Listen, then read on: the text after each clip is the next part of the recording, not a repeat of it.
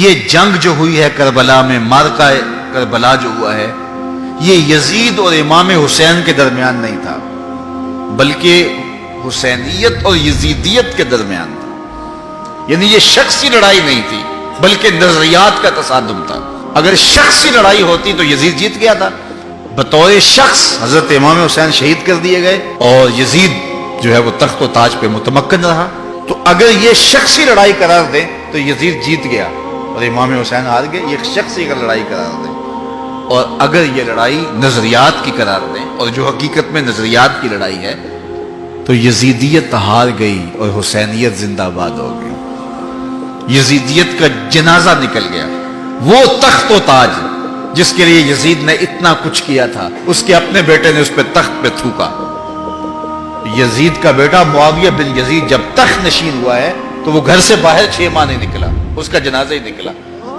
تو لوگوں نے کہا آئیے نا تخت پہ بیٹھی، کہا میں اس تخت پہ نہیں بیٹھنا چاہتا جس سے آل پیغمبر کے خون کی بو آ رہی ہے، میں نہیں اس تخت پہ بیٹھنا چاہتا۔ اور پھر اس کا تخت سمٹ گیا، اس کا نام مٹ گیا، کلنج کے مرض سے تڑپتا ہوا مرا اور انتہائی ذلت کی موت مرا، رسوا ہو گیا، اس کا نام بھی باقی نہیں ہے۔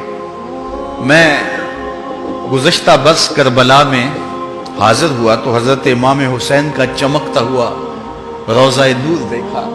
وہ لمحے بڑے دردناک تھے جب ہم کربلا میں پہنچے اور رات کا موقع تھا، تو ہمارے ڈرائیور نے کہا کہ یہ نہر فرات ہے، وہ نہر فرات جو چمکتی رہی اور جس کی لہریں اچھلتی رہیں، اور کربلا کا یہ مقدس قافلہ پیاسا رہا۔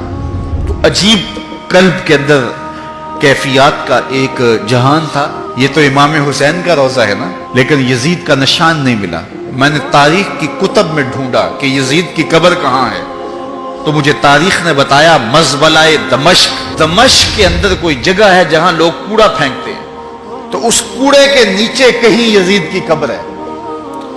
نشان بھی نہیں ہے کہاں ہے، لیکن اتنا پتا ہے اس روڑی کے نیچے یزید کی قبر ہے۔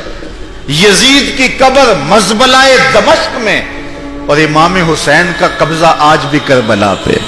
تو یزید کا نام مٹ گیا، اس کا تشخص مٹ گیا، امام حسین کا نام بھی باقی، آپ کا ذکر کی باقی، اور آپ کے تذکروں کی خوشبو بھی باقی۔ تو یہ شخصی لڑائی نہیں تھی۔ میں نے اس دن عرض کیا تھا کہ طلحہ بن عدی بن حاتم نے 30,000 لوگ پشت پہ کھڑے ہونے کی بات کی تھی، لیکن امام نے اس پیشکش کو ٹھکرا دیا تھا، اس لیے کہ آپ حق اور باطل کی راہیں اجالنا چاہتے تھے، اور وہ انہوں نے اجال لی۔ حضرت امام حسین کی شہادت کے بعد بھی یہ جنگیں جاری رہیں۔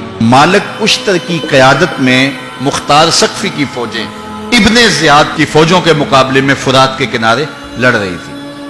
اللہ تعالیٰ نے فتح دے دی، ابن زیاد نے گھوڑے کو ایڑ لگائی اور میدان چھوڑ کے بھاگ گیا، باقی جو بھی قابو آتا اس کو پکڑ کے قتل کر دیا جاتا۔ خیر یہ لوگوں کی پہنچ سے بہت دور نکل گیا، لیکن اس کا جی گھبرا رہا تھا، پیاس کی شدت تھی، گھوڑا بھی ہانپ رہا تھا۔ تو یہ چلتے چلتے صحرا میں گیا تو وہاں اس نے دیکھا کہ ایک خیمہ ہے، تو سوچا کہ میں چلتے چلتے ان سے پانی کا گھونٹ مانگ لوں تاکہ اپنے جگر کی پیاس تو بچا سکوں۔ تو اس نے گھوڑا کھڑا کیا اور ہانپتا ہوا اس نے پردہ اٹھایا، دیکھا تو خیمے میں امام زین العابدین قرآن کی تلاوت کر رہے تھے۔ تو جب اس نے دیکھا تو ایک دفعہ تو شرم سے پانی پانی ہو گیا، لیکن مرتا کیا نہ کرتا، پیاس کی شدت تھی کہ حضرت پانی دیجئے۔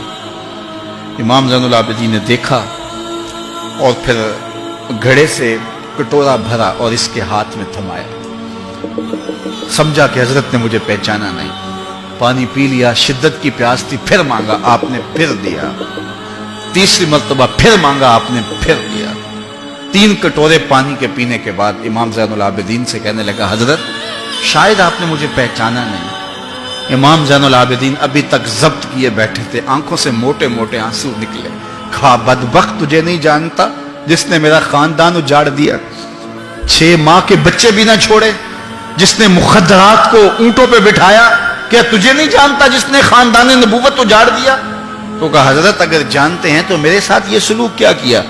کہا ایک دن ہم مہمان بن کے تمہارے گھر آئے تھے، جو تم نے کیا وہ تمہارے خاندان کی ریت تھی، آج مہمان بن کے ہمارے دروازے پہ تم کھڑے ہو، جو ہم کر رہے ہیں ہمارے خاندان کی ریت ہے۔